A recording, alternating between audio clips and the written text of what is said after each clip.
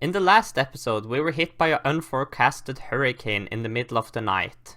The hurricane blew us onto the mud where we are now totally stuck. After being rejected help from the Coast Guard because of how far into the shallows we are, and being offered a ridiculous 11,000 euros to get us out of here, we are now on our own to figure out a way of freeing the boat. I'm Marius, a 21-year-old captain of sailing vessel Tranquility, an old aluminium sailboat which I just bought with the intention of sailing it around the Med before heading back home to Norway. In Norway, the boat will undergo major changes, one of which will be rebuilding the entire interior of the boat from scratch, filling it with cozy interior, insulation and a wood-fired stove. Join me and all the crew if you want to see what life is like sailing the Med on a tight budget.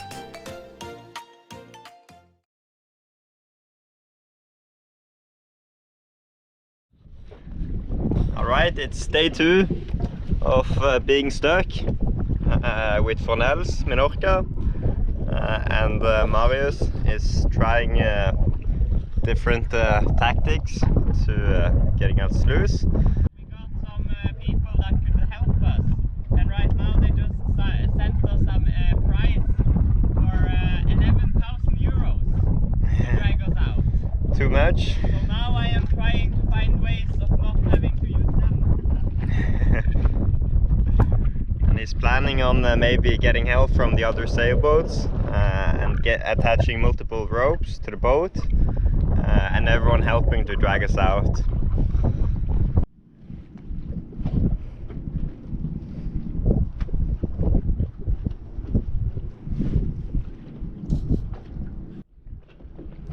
Good thing about the shallowness is it's easy to walk around. You really notice. He's barely pulling and the whole ship is turning. You feel it? Yeah. Okay guys, as Christopher just showed you, I was out there trying to pull the mast. Didn't pull too much. So now I have devised a plan, because the guy that was coming to help us, he sent us like a quota of what he would need to come help us, and that was 11,000 euros. I called him, was like, do I read right? And he's like, what? No. But he said there was some wrong mistake or anything, but it seems like it's gonna be really expensive if he's gonna help. Only the towing was 3,000 euros, and then they had to buy a 1,000-meter rope because it's so shallow and long. So instead, I'm trying to devise a plan, because that would just destroy the whole sailing trip, and I cannot afford it. I have insurance, but I don't think they would. I don't know. Maybe. I'll talk to them as well. But first, I want to try this. So, here's the plan. We have this is land over there. So I take a rope about 200 meters, tie it to the bow. I take the main halyard, sorry, and I tie it to the forward anchor and place it a good amount of place here. And I take the other anchor I have, which is a little bigger, and I use the boom halyard, and I tie it to an anchor placed in the mud here. And it's really easy, we can just walk and place the anchors wherever we want. So with that, I will start off with winching so that the entire boat heels to the side. And when it heels to the side, I want to use the anchor winch and pull on this so that we get the rudder and the keel out of the water and turn the entire boat sideways. We cannot do it now, of course, because it's really windy, but maybe a little later. I'm gonna set everything up now anyways, so when the wind stops we can try. Then when we pull this sideways and start pulling on this, it will start turning. And the reason why I have the other anchor here is as we turn, I can take off some tension on this and put some tension on this, so we can keep being very much heeled while we turn. Then when we turn all the way up, I will have this anchor still, and this anchor will have the 200-meter line we used to land here. So it's really far away, and then we will winch that while we pull back and forth, and hopefully after enough time we will be able to pull the boat sideways out into where it's more deep and turn on the engine. If we are not able to do it, we could get one, maybe even two people with their dinghies to come and help us. So that's the plan. You optimistic, Christopher? Yeah, cross my fingers. Really curious of how it will work out, how it will turn out. Do you think I'm crazy? A little bit, but I have hope. Yeah. Okay, so now I'm gonna start readying like all the ropes we have on this boat, because we need a lot of ropes. And yeah, use what we have and see if we can get out of this mess. Situation update. I'm still doing my crazy shit. Not done yet. I've now just thrown 60 meters of tied up lines in the water, and I've also gotten this in the top of the mast, going all the way.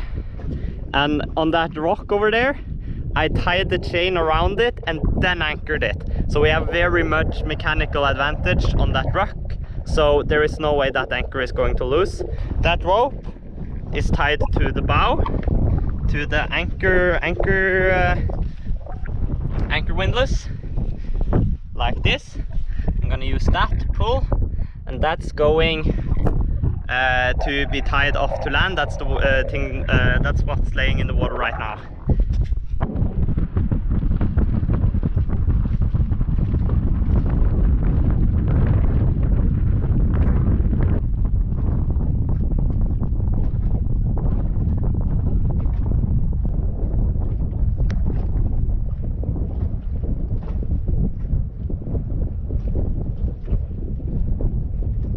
Alright everyone, so I've now tied up all the lines. See, one going there, one going back, one going from the bow. Both of those ropes are going there and one back. So now we're going to try to, if this is the boat, we're going to bend it and then try to drag it sideways. And to keep it bended, we have that back one that we will slowly tension and detension the one going there. And then we will try to drag it while it's sideways to get it out. So crossing my fingers. We also met these cool guys over here, which they were like, what the fuck is going on? I said, oh, okay. I explained that I asked if it's their dinghies, and if it was, and I was like, oh, you guys mind helping? Like, oh, we're gonna help, so hopefully they're gonna come around with their dinghy and help too. So we might just be able to do this.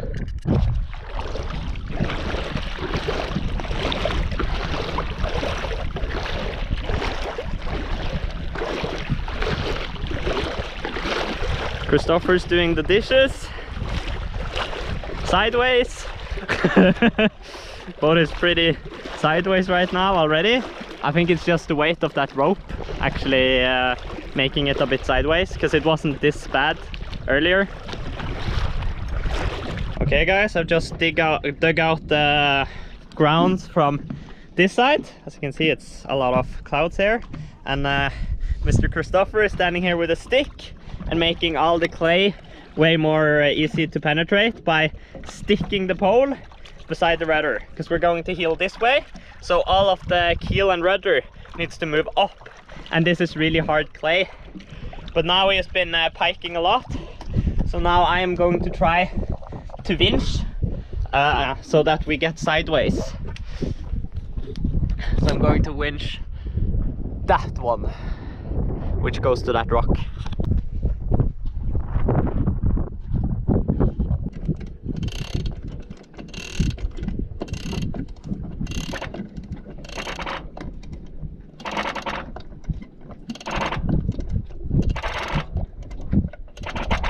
So we're heeling pretty much now, and this one is way tighter. But Christopher said something smart.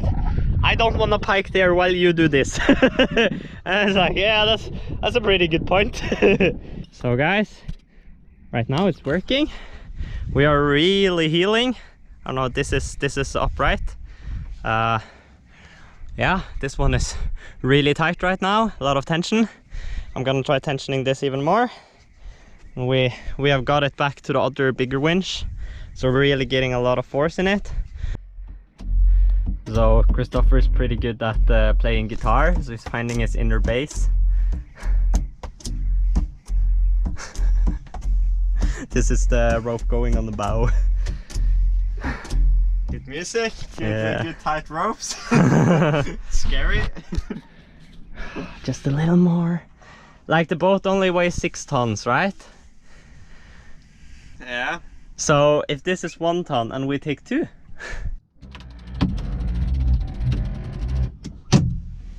So we're healing quite a bit right now.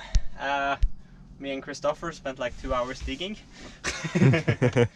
So now we've tensioned the rig really much, so we're healing a lot. So I can see it here. I had to see it here because we're leaning towards this place. And yeah, this is probably upright right now. So we have about 15 degrees of heel.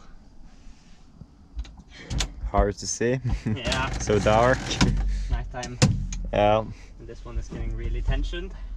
I don't care, I'm gonna tension it until we move.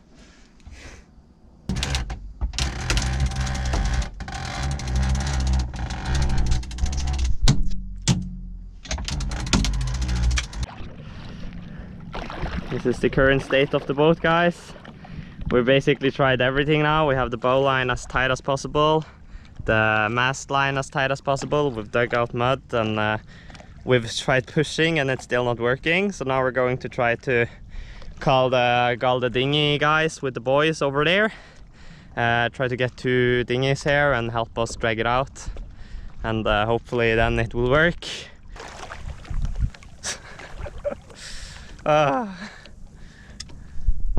I'm curious now if we'll continue to heal when I detension the rope. It's gonna be interesting to see.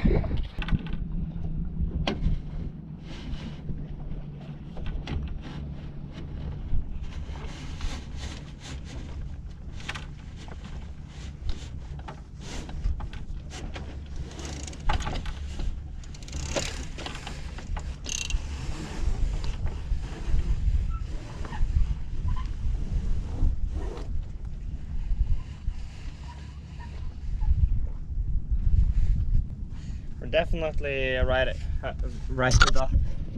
This is probably the thing that's still holding us sideways. After that we'll probably right up all the way. But we're still pretty high up from here. But we have rightened up a little, or a lot actually. Now it's possible to go or walk. Now it's this that you can play guitar on. We kind of gave it all the force that was possible. So we haven't spared on the force, but still no movement.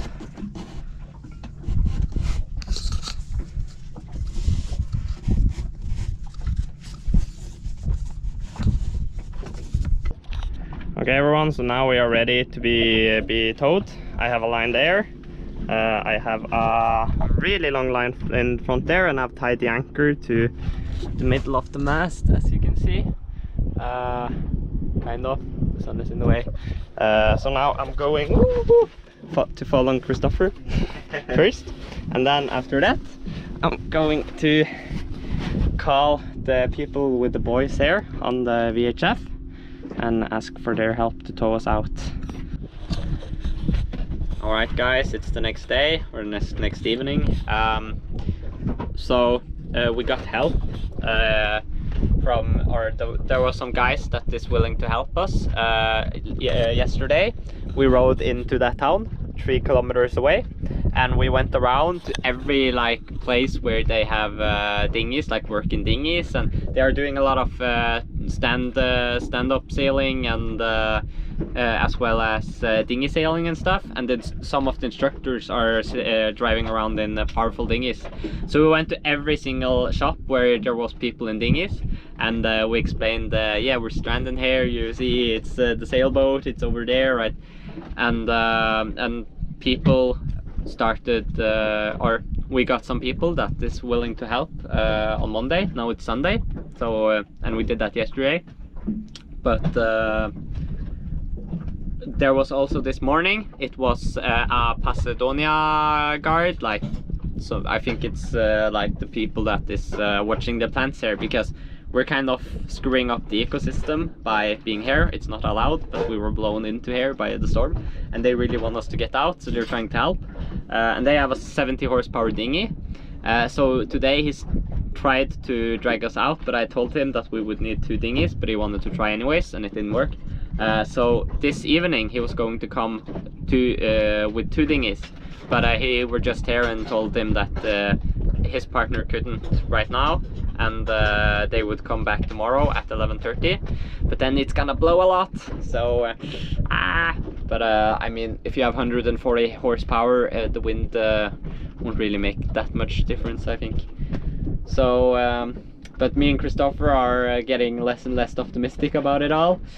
So we are both thinking that tomorrow, after they've tried, if they fail, because we kind of feel like they're gonna fail even anyways, because it's really hard. Yeah. We will go to the store, and we are going to buy shovels and start digging. It's gonna be tough, but I think it might work. Yeah, you think? It's the most reliable way to get us out, it seems. Yeah, so we'll have to dig a trench about 150 meters that way, and then we will probably be able to go by force after that.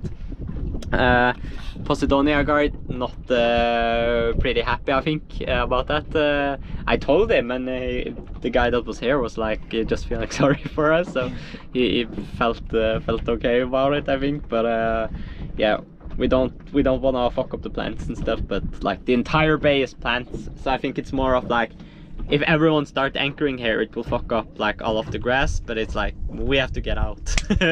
So yeah, so tomorrow we'll start digging.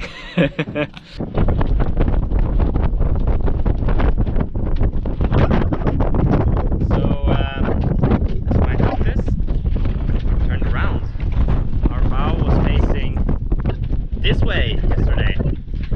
We were putting on a new Tranquility logo on the starboard side. I can try showing you.